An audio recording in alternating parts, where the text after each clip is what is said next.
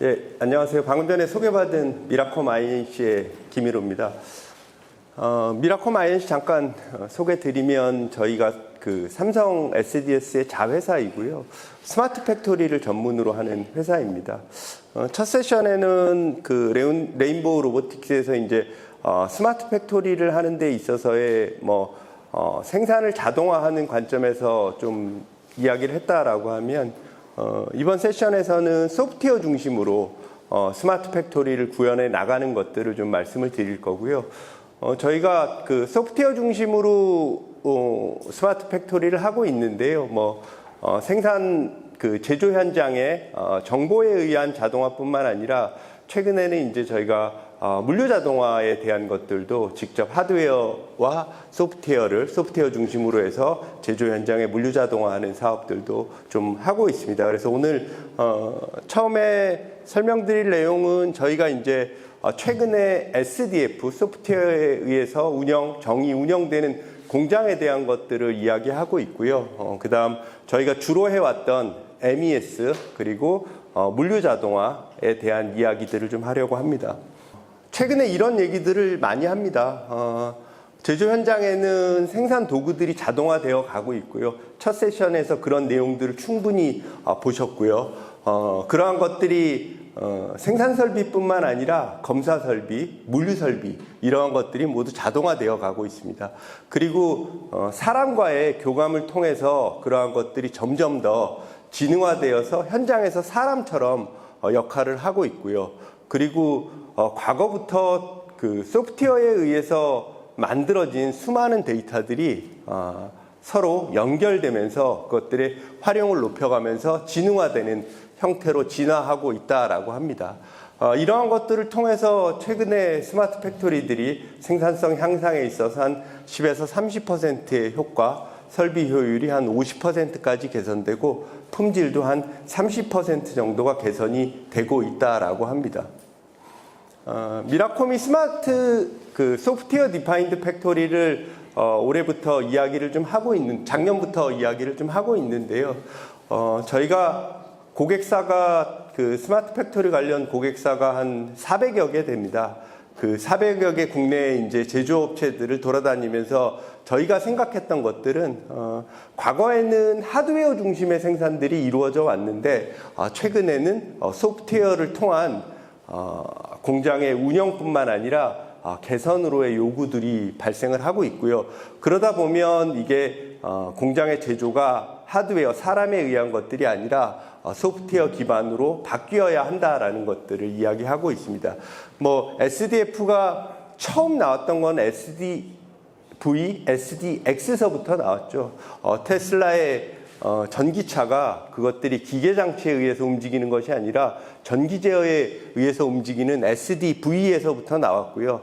그리고 전기제어에 의한 소프트웨어에 의한 자동차가 정의되듯이 저희는 공장이 소프트웨어에 의해 정의돼서 움직일 거다라고 생각을 하고 있습니다. 그 다음 제조 현장이 하드웨어에 의해서 움직이는 것뿐만 아니라 다양한 제품 그리고 복잡한 구조의 라인들을 가지고 있습니다. 근데 고객사의 요구에 의해서 제조 현장은 수시로 변해야 되고요. 그것들이 물리적인 것뿐만 아니라 논리적인 소프트웨어적인 것들이 지속적으로 변화할 필요들이 있습니다. 그러기 위해서는 유연한 시스템으로 공장을 최적화해서 변경이 가능한 그러한 소프트웨어에 의해 정의되고 연결돼서 운영되는 공장들이 필요하다라고 보고 있습니다.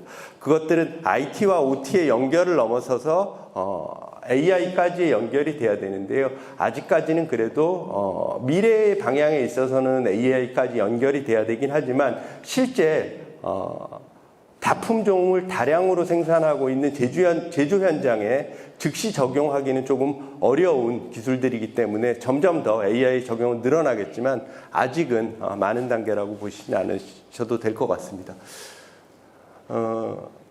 제조 IT가 언제 그 태동을 했는가에 대해서 잠깐 말씀을 드리면 국내 반도체 산업이 그 활성화되었던 것들이 이제 90년대 말 정도에서부터 이제 반도체 그 제조가 활성화되었습니다. 근데 반도체를 제조하는 데 있어서는 아주 미세할 뿐만 아니라 공정에 대한 수준 높은 관리들을 요구했기 때문에 외산의 제조 현장을 관리할 수 있는 솔루션들로 국내에 제조 IT 시장이 만들어지기 시작을 했습니다. 이게 90년대 말 2000년대 초입니다.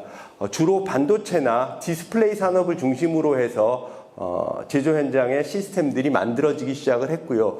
2010년 정도서부터는 이제 저희가 스마트 팩토리와 인더스트리 4.0을 이야기하면서 다양한 업종으로 확대가 되었습니다. 그때 이제 확대된 업종들이 자동차나 자동차 1차 벤더의 부품사들, 전기전자 그러한 업종들로 제조 IT 시스템들이 확대되게 되었습니다.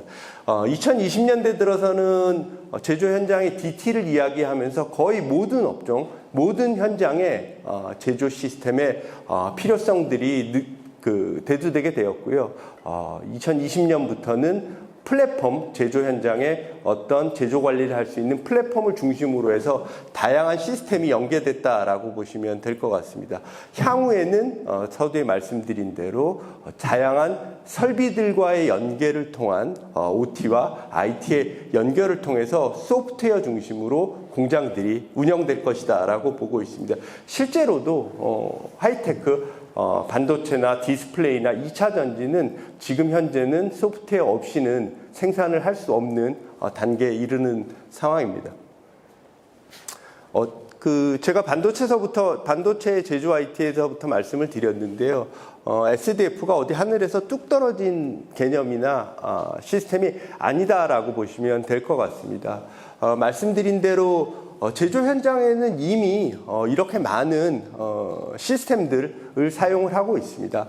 하단에 보시면 생산 설비, 검사 설비, 물류 설비서부터 해서 그것들을 제어하는 시스템, 공장단에서 그것들을 관리하는 시스템, 전사에서의 자원을 관리하는 그러한 시스템들이 있고요. 우리가 여기서 그 소프트웨어로 정의돼서 운영되는 공장에서의 두 가지 축은 하단의 레벨 0서부터 생산 설비서부터 레벨 4까지의 수직적으로 통합을 하는 IT와 OT를 수직적으로 통합하는 것들이 필요하고요. 각 레벨에서의 수평적인 통합들이 필요하다라고 보고 있습니다. 단계적으로 봤을 때는 제조 IT의 중심은 레벨 3에 있는 제조 실행 MES에 해당이 되고요. MES의 플랫폼을 기반으로 해서 단계적으로 봤을 때는 기존에 가지고 있는 전사의 자원을 관리하는 ERP와의 연계, 제품을 관리하는 PLM과의 연계, 그 다음에 부품, 원자재의 서플라이 체인을 관리하는 SCM, 그 다음 계획, 실적 등을 관리하는 APS, 그리고 재고를 관리하는 WMS와의 연계를 통해서 공장의 관리 수준들을 높여간다라고 보시면 될 것 같습니다. 그 다음 단계가 이르게 되면 이제 제조에 대한 데이터들이 MES를 통해서 모이게 되고 조금 더 높은 수준의 품질 관리라든지 수율이라든지 설비 효율의 개선이라든지 자동으로 공정을 제어할 수 있는 단계까지 소프트웨어를 구축하면서 나아가게 되고요. 그것들이 생산 설비, 검사 설비를 제어하는 다양한 시스템과의 연계를 통해서 SDF를 만들어 간다라고 보고 있습니다.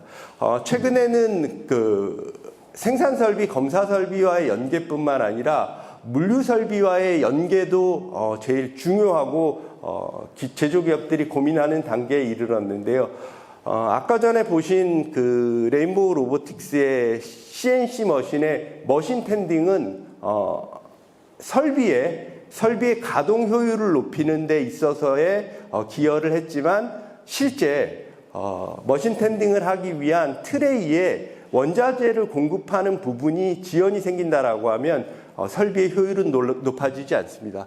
적시에 원자재를 공급할 수 있는 물류 자동화에 대한 고민들이 필요합니다. 물류 자동화에서는 두 가지 반송의 효율을 높이는 것, 공정 간의 반송이라든지 창고와 공정 간의 반송에서의 속도, 그 다음에 최적의 공간에 이동하는 것에 대한 고민, 플러스 설비에 적시에 안착시켜 줄 수 있는 그러한 로딩 언로딩에 대한 고민을 같이 해야 된다라는 것입니다.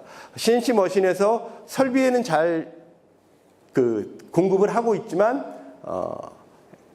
AGV 자동 반송 장치가 적시에 공급하고 적시에 완료된 것들을 빼내주는 것들이 지금 제조기업들에서 필요한 상황입니다. 전체적으로 그 제조 현장에서의 관리의 모습입니다. 관리를 위해서 운영되고 있는 이제 소프트웨어들에 대한 것들을 정의를 좀 저희가 해봤는데요. 보면 좌측에 이제 고객이 주문을 하게 되면 그 주문에 대한 제품은 우리가 ERP를 통해서 관리를 하지만 제품을 만드는 방식, 그 다음에 제품에 들어가는 자재에 대한 BOM은 PLM이라는 솔루션을 통해서 생성이 됩니다. 그러면 그 정보를 ERP와 PLM이 연계해서 실제 어떤 생산 계획에 의해서 고객 주문을 생산할 것이고 그것들의 자재 조달 계획은 어떻게 할 것인지에 대한 계획을 수립한 이후에 실제 SCM을 통해서 자재 공급사의 자재 발주가 나가게 되고요. 그것들이 자재가 공장에 들어오게 되면 원자재 창고에서는 구매 검수, 수익 검사, 자재 입고, 자재 불출하는 이러한 프로세스들을 다양한 MES뿐만 아니라 QMS, WMS라는 시스템을 통해서 지금 이미 하고 계십니다. 이 생산의 그 볼륨이 작고 하는 작은 업체라고 하면 이것들이 하나의 시스템 안에 존재를 할 수도 있고 수기로 관리를 할 수도 있습니다. 근데 이러한 업무의 기능들 자체가 존재해야 되는 것이기 때문에 이러한 것들은 그 생산량이 커지고 그 다음에 고객이 많아질수록 시스템이 반드시 필요한 것이고 지금 이미 대기업, 중견기업 이상에서는 운영을 하고 있는 솔루션이다라고 보시면 될 것 같습니다. 여기에 이제 제조 공장에는 물류자동화 관점에서 보면 두 가지가 있습니다. 보관을 자동화하는 것과 공정 내에서의 반송 또는 창고와 공정 간의 반송, 이렇게 보관 자동화와 반송 자동화 크게 두 가지가 있습니다. 원자재 창고에 대한 원자재 창고의 부품이 많아지고 크고 입출의 빈도가 높아진다라고 하면 보관을 자동화할 수 있는 것들을 도입을 하게 되고요. 그것들이 시스템 연계를 통해서 활용이 될 수 있도록 구현을 하고 있습니다. 원자재 창고에서 그 공정까지의 반송을 하는 것들은 보통은 지게차라든지 사람에 의해서 반송이 이루어지는 형태에서 진화를 하게 되면 자동 반송 장치 AMR이나 AGV를 통한 반송들이 이루어지게 되고요. 그것들을 제어할 수 있는 시스템들이 필요합니다. 우리가 최근에 이제 식당에 가보면 조리대에서부터 테이블까지 트레이 음식물을 반송해 줄 수 있는 AMR들을 보실 수 있습니다. 대부분의 식당에서는 한 대, 두 대 정도의 사용을 하고 있는데요. 아주 단순하죠. 아까 전에 말씀드린 대로 반송을 하는 데 있어서는 반송 효율도 고려해야 되지만 로딩 언로딩도 고려를 해야 된다라고 말씀을 드렸는데 로딩 언로딩들은 전부 사람이 하죠. 조리대에서 조리된 것들을 AMR에 올리는 건 사람이 하고 테이블에 또 올리는 것들은 사람이 하게 되는데 그러한 이제 단순한 형태의 한 대를 운영하는 공장 또는 작업장에서는 제어 시스템의 역할이 중요하지 않습니다. 어디서부터 어디까지 가는 데에만 집중하면 되기 때문에. 그런데 제조 현장 내에 수많은 AGV나 AMR이 움직이게 된다라고 하면 그것들에 대해서는 조금 더 정밀하게 제어할 수 있는 시스템들이 필요합니다. 원자재가 생산 현장에 투입이 되면 MES를 통해서 작업 지시, 자재 투입하고 생산을 진행하는 것들을 설비, 하단의 생산 자동화 설비나 검사 자동화 설비를 통해서 연계를 하게 되고요. 실제 설비의 RMS라는 시스템을 통해서 운전 조건, 우리가 일반적으로 설비에서 설비를 동작시키기 위해서 준비를 하고 작업의 조건들을 세팅하는 그러한 레시피들을 사람이 설정을 했을 때 실수할 수 있는 부분들을 시스템에 의해서 설정을 할 수 있도록 하는 그러한 운전 조건에 대한 세팅 부분들이 RMS라는 시스템을 통해서 HMI, 스카다, DCS, 그 다음 PC 제어를 하는 그러한 설비들과 연결을 통해서 하게 됩니다. 그 다음 설비에서 나오는 각종의 데이터들을 수기로 기록하는 것이 아니라 생산 실적이나 검사 정보들을 MES를 통해서 수집을 해서 향후에 분석할 수 있는 체계들을 만들어가는 것들이 필요합니다. 가운데에 보면 이제 공정 간의 반송이다라고 되어 있는데요. 지속적으로 말씀드리는 것처럼 공정 간의 반송은 적시에 최소의 시간 안에 반송될 수 있도록 하는 시스템들을 도입을 하는 것들이 필요하다라고 보시면 될 것 같습니다. 이제 제품이 완성이 되면 완성된 것들을 아까 전에 보신 팔레타이징 로봇들이 팔렛 위에 적치를 할 거고요. 그 적치한 것들을 완제품 창고에 자동으로 입고시키는 시스템들이 필요하게 됩니다. 자동화 장비들과. 완제품 창고에서는 마찬가지로 입고 검사하고 출고 검사하고 그 다음에 그 자동 창고를 도입을 하면 자동 창고에 입출고를 할 수 있는 시스템, 그리고 최종적으로 출하 지시에 의해서 고객에게 나가는 이러한 다양한 공장에서 하고 있는 업무들이 시스템을 통해서 관리되고 효율적으로 운영이 될 수 있다라고 생각을 하고 있고요. 실제로도 높은 수준의 자동화율을 가지고 있는 반도체, 디스플레이, 2차 전지 공장에는 이 모든 시스템을 다 갖추어서 이미 오퍼레이션을 하고 있다라고 말씀을 좀 드릴 수 있습니다. 이 안에서의 핵심은 사실은 연결성이 되는데요. 이 모든 시스템이 얼마나 조금 더 타이트하게 연결이 돼서 데이터들을 사람이 개입하지 않고 관리가 가능하냐라는 것들이 필요한데요. 물류자동화 시스템들도 설비와 설비가 단절이 되면 효율이 떨어지듯이 시스템도 연결이 되어서 운영이 되는 것들이 필요합니다. 업종에 따라서 점점 더 높은 수준의 연결도를 가져가게 되고요. 전장에서 보신 시스템들이 단계적으로 만들어지면서 그것들이 스마트 팩토리의 레벨들을 결정한다라고 보시면 될 것 같습니다.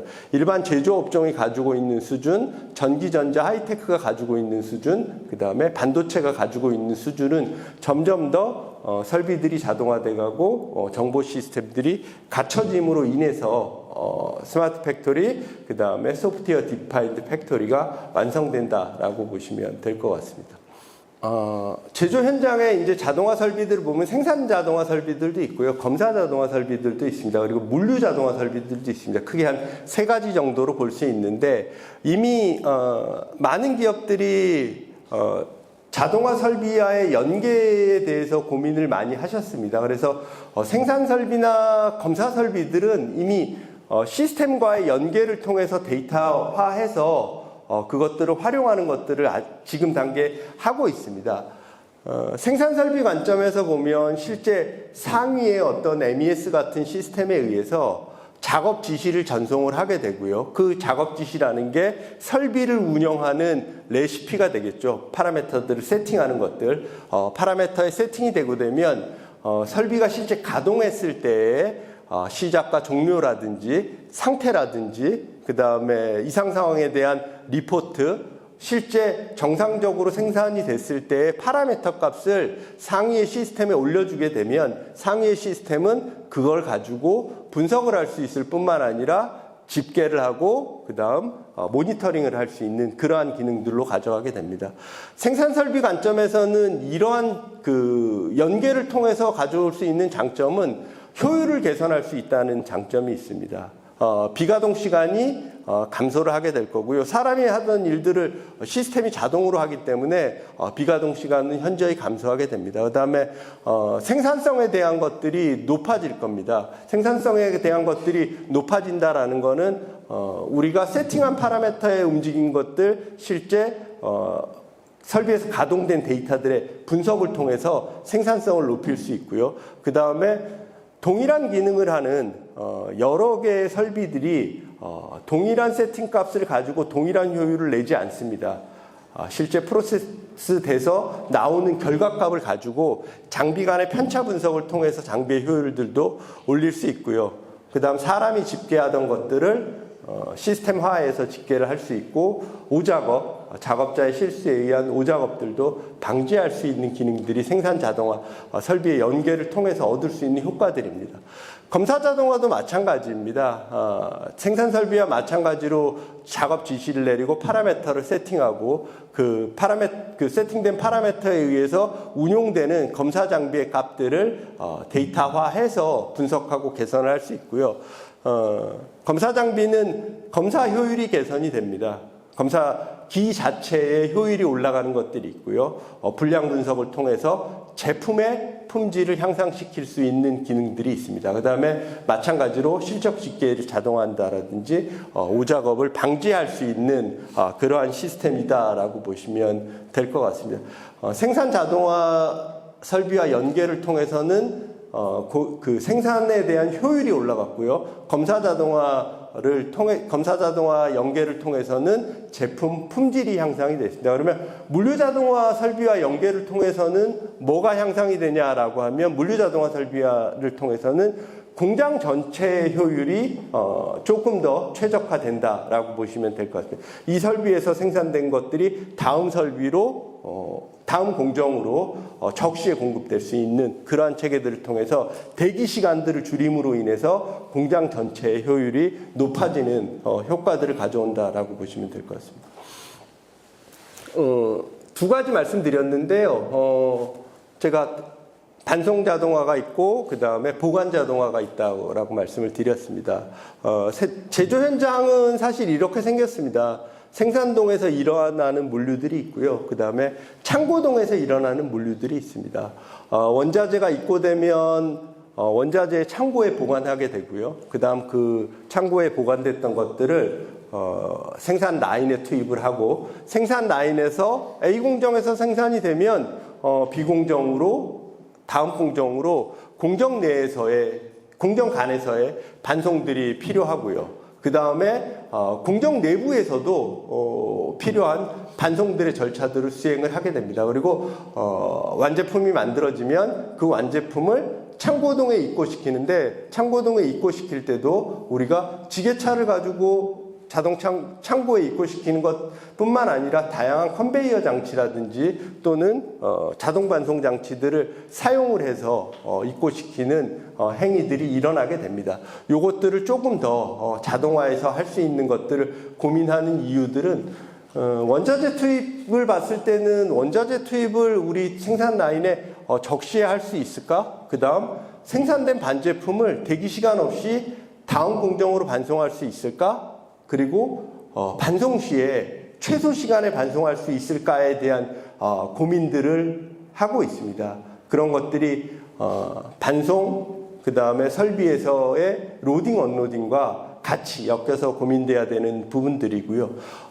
창고동 물류 관점에서 보면 빠른 시간 안에 제품들이 출고돼야 되고 다양한 장치들을 사용을 하고 있는데 이것들이 사람의 개입 없이 통합으로 효율적으로 보관을 시키고 반송을 시킬 수는 있을까? 그 다음 실제 보관 창고가 정해진 수량만큼만 보관을 할 수 있는데 이것들을 효율을 어떻게 개선할 수 있을까라는 관점에서 최근에 제조 물류에 대한 자동화에 대한 고민들을 하고 있습니다. 저희 미라콤을 아시는 분들도 계시겠지만 저희가 MES 중심의 솔루션으로 그 스마트 팩토리를 해왔던 회사이고요. 왜 미라콤이 이런 물류 자동화의 하드웨어를 포함해서 이런 최적화에 대한 이야기를 하지라고 궁금해하시는 분들이 있을 텐데 저희가 삼성의 관계사에서 삼성 SDS와 공정 내에서의 대량의 물류들을 이동을 시켜보고 완제품 창고, 원자재 창고에서의 대량의 입출고들을 하면서 제일 아쉬웠던 부분들이 그 하드웨어 관점에서 설비들이 도입을 되다 보니까 중량물이라든지 안전이라든지 그러한 관점에서만 자동화 장치들이 도입이 되어 있습니다. 자동창고에 예를 들면 자동창고에 팔레트를 넣었다 뺐다를 하는 자동화 관점에서만 되어 있지 얼마나 효율적으로 넣었다 뺐다 하고 타 장치와 연계를 통해서 입출고 시간을 줄일까를 고민을 안 한 상태에서 도입이 되다 보니 그것들을 소프트웨어를 통해서 효율을 높이는 것들을 저희가 하다 보니 이러한 일들을 하게 되었고요. 공정 내에서의 반송도 마찬가지입니다. 공정 내에서 여러 개의 공정들이 있는데 A 공정과 B 공정의 반송에는 그 당시에 최저가 입찰을 해서 AMR을 30대를 사왔고 B와 C 공정 사이에는 AMR을 50대를 사왔는데 두 개가 통합돼서 제어되지 않는 문제들, 상위 시스템과 연계되어서 운용되지 않는 문제들, 그러한 것들을 저희 삼성 관계사에서 해결을 하는 과정에서 하드웨어와 시스템 간의 연계들이 중요하다라고 저희가 판단을 하였고요. 그 솔루션들, 그래서 그 하드웨어들을 제어할 수 있는 솔루션뿐만 아니라 그것들을 통합할 수 있는 솔루션들을 말씀드리게 되었습니다.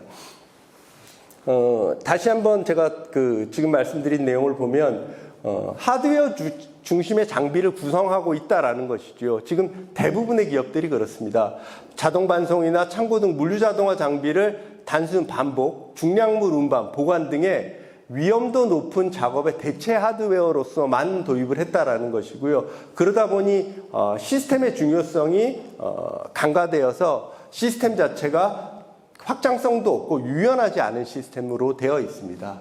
그리고 상위 시스템과의 연계를 고민하지 않은 상태에 도입이 되었고요. 그 다음 많은 다수의 장비들을 제어하지 않다 보니까 효율 관점에서 최적화되지 않은 솔루션들을 사용하고 있다라는 것이죠. 하단에 보시면 개별 장비를 제어하는 소프트웨어들도 똑똑해져야 되고 그것들이 같이 제조 현장 내에서 통합할 수 있는 시스템, 그 다음 상위 시스템과 연계까지 하는 그러한 형태로 제조 현장의 MES 또는 WMS, 다른 제조관리 솔루션들과의 연계가 필요하다라고 말씀을 좀 드리고 싶습니다. 지금 참석하신 그 제조 고객사 중에 물류 자동화를 고민을 하고 계신다라고 하면 저희가 말씀드리고 싶은 거는 단순 하드웨어 도입한다는 관점이 아니라 솔루션을 통해서 전체 공장을 최적화하기 위한 물류 자동화를 도입해야 된다라는 목적을 좀 가지셔야 된다라고 말씀을 좀 드리고 싶고요. 우리가 저 하단에 SCS나 ACS나 CCS들은 자동 창고를 제어하고 AGV, AMR을 제어하고 컨베이어를 제어하는 시스템들이 효율적으로 돼야 된다라는 것이고요. 컨베이어 제어하는 게 무엇이 어렵겠냐라고 말씀을 하겠지만 컨베이어가 최근에는 1열의 컨베이어가 아니라 2열, 3열 그리고 컨베이어 자체도 교차로가 존재하는 그러한 컨베이어들을 제조 현장에서 사용을 하다 보니 컨베이어 제어가 중요하다라고 말씀을 좀 드리고 싶고요. 예를 하나 들어보도록 하겠습니다. 제조 현장에서 다양한 이제 AMR, AGV들을 사용을 하고 있는데요. 많은 수의 우리가 택시를 잡는 과정에서 한번 비교를 해보면 저희가 그 택시를 호출하고자 하면 뭐 티나 카카오를 통해서 호출을 하는데 집에서 목적지를 생각을 하고 호출을 하게 됩니다. 우리가 호출을 할 때는 이미 탑승 장소까지 나가는 시간을 계산해서 호출을 하게 됩니다. 그 시간만큼 대기 시간이 줄어들게 된다라고 보시면 될 것 같고요. 저희가 택시를 호출하는 순간 티나 카카오에서는 근거리의 택시를 가용 가능한 근거리의 택시가 배정이 됩니다. 그리고 그 근거리의 택시 중에 가장 빠르게 이동할 수 있는 경로로 티나 카카오가 가이드를 해주고요. 우리가 택시를 호출한 장소에 와서 저희가 탑승을 한 이후에도 목적지까지 최소 시간으로 갈 수 있는 경로를 티나 카카오가 가이드를 해주게 됩니다. 오른쪽에 보시면 마찬가지입니다. 제조 현장에서도 다양한 설비에서의 출발지가 있고요. 창고든 다음 설비든 도착지가 있습니다.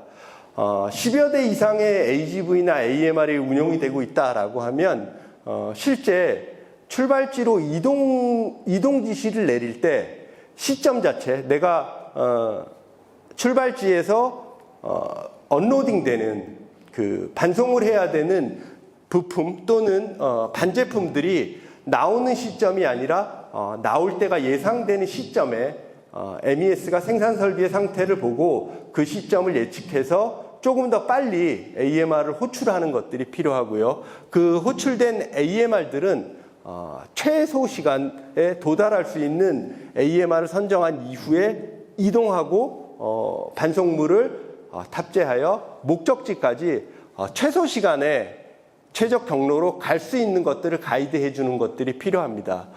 실제 이동하는 과정에서 우리가 택시를 타고 이동하는 과정에서도 막히는 도로가 그 상황에 막히는 도로가 오면 우회 경로들을 안내해 줄 수 있듯이 공장 내에서도 이동 중에 다른 임무와 겹침으로 인해서 최적 경로가 바뀌는 경우에는 즉시 다른 최적 경로로 갈 수 있는 그러한 알고리즘들이 필요하다라고 보시면 될 것 같습니다. 그래서 굳이 AI 적용이 아니더라도 이러한 그 시점에서의 최적의 경로들을 판단할 수 있는 알고리즘들이 들어있는 그러한 솔루션들이 필요하다라고 말씀을 좀 드리고 싶습니다.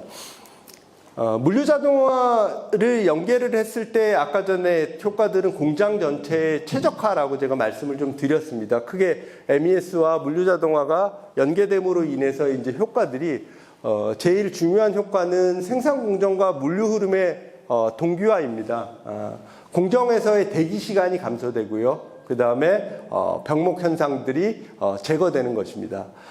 실시간으로 제조 현장의 생산 데이터와의 연계를 통해서 적시에 자재를 공급하고 최소 시간에 이동시킴으로 인해서 생산 공정과 물류 흐름을 동기화시켜서 공장의 효율을 높일 수 있다라고 말씀을 드릴 수 있고요. 그 다음 반송을 하는 데 있어서 최적 경로를 사용함으로 인해서 자재 이동의 횟수도 줄어들고 최적화될 뿐만 아니라 대기되는 우리 반제품 또는 제품을 최소화할 수 있는 효과들을 가지고 올 수 있습니다. 또한 우리가 보관 관점에서 봤을 때 보관 효율을 높이기 위해서 보관 설비들에 대한 스케줄들이 필요합니다. 최근에는 보관 설비 자체가 이제 길게 되어 있다 보니까 앞쪽에 입출고하는 시간과 뒤쪽에 입출고하는 시간이 차이가 생기게 됩니다. 그러면 뒤쪽에 있는 물건들을 뺄 때는 그 입고나 출고의 시간들이 오래 걸리게 됩니다. 내일에 예를 들어서 그 8시간 생산하고 16시간 쉬는 공장이다라고 하면 다음 날 출고가 예정된 것들은 생산을 하지 않는 시간에 앞쪽으로 옮겨놓게 되면 그 다음 날 출고할 때 출고 시간이 현저히 줄어들게 됩니다. 그래서 그러한 것들은 시스템 간의 연계를 통해서 보관 효율도 높이고 입출고의 시간도 단축할 수 있는 그러한 효과들을 가지고 올 수 있습니다. 그래서 아까 전에 생산 설비와의 연계를 통해서는 생산 효율을 개선할 수 있고 검사 설비와의 연계를 통해서는 품질을 향상시킬 수 있고 그다음 물류 설비와의 연계를 통해서는 전체적인 공장의 효율을 조금 더 최적화할 수 있다라고 말씀을 좀 드리고 싶습니다. 이 전반적인 공장들이 전부 다 소프트웨어에 의해서 운영되고 생산성 그리고 품질, 효율을 개선할 수 있는 것이 SDF 스마트 팩토리라고 말씀드릴 수 있습니다. 케이스 한 2가지 정도 말씀을 좀 드리도록 하겠습니다. 보시면 이제 전기 전자 제품을 생산하는 회사인데요. 처음에는 저기 보시면 생산 라인이 한 20개 정도 있습니다. 생산 라인이 완전히 인라인으로 자동화된 생산 라인이고요. 그 다음에 이제 포장 라인이 또 3개 정도 있습니다. 자재 준비 라인은 컨베이어로 되어 있는 자재 준비 라인이고요. 템퍼러 박스를 통해서 그 자재를 공급할 수 있는 방식. 생산 설비에는 로딩 언로딩 부들이 다 있습니다. 그리고 생산 설비에 그 템퍼러 박스에 있는 것들을 전부 다 머신 텐딩을 통해서 자동으로 설비 안에 공급할 수 있는 장치들도 되어 있고요. 그 다음에 저 것들을 반송하기 위한 AGV들을 운용을 하고 있었습니다. 근데 문제는 뭐냐면 아까 전에 말씀드린 대로 AGV들이 다 따로 도입이 된 것이고요.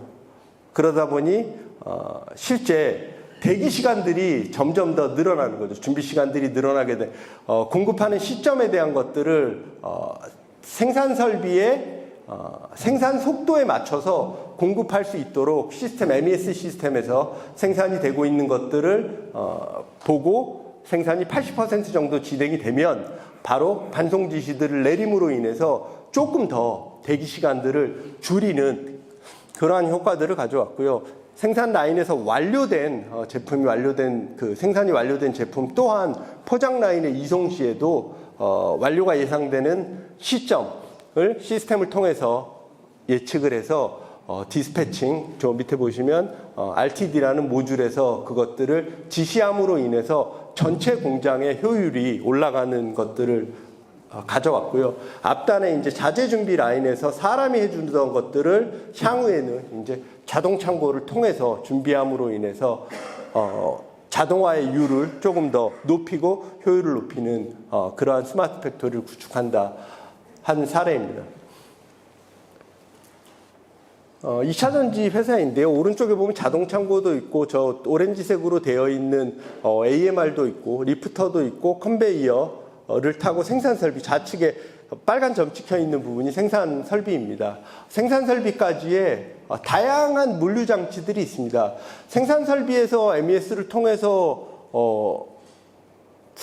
자재 요청이 들어오게 되면 실제 자동 창고, AMR, 리프터, 컨베이어를 타고 이동을 해야 되기 때문에 그것들을 통합해서 제어할 수 있는 MCS라는 솔루션을 통해서 자재에 대한 반송 명령이 나게 되고요. 반송 명령이 나면 자동 창고에서 입출고는 SCS라는 시스템을 통해서 입출한 이후에 AGV를 통해서 반송하기 위해서는 아까 말씀드린 대로 최적의 AMR을 선정을 해서 반송을 시작하게 되고요. 리프터를 타고 이송한 이후에 컨베이어를 타고 움직이게 되고요. 그것들이 또 동간에 이러한 컨베이어를 타고 이송한 것들이 리프터를 타고 올라간 이후에 또 다른 AGV나 AMR을 타고 생산 설비까지 도착할 수 있는 시스템을 구성한 사례입니다.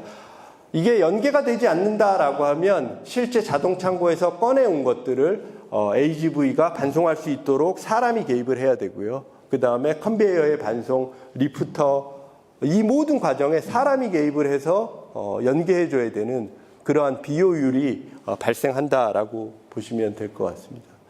최근에는 이제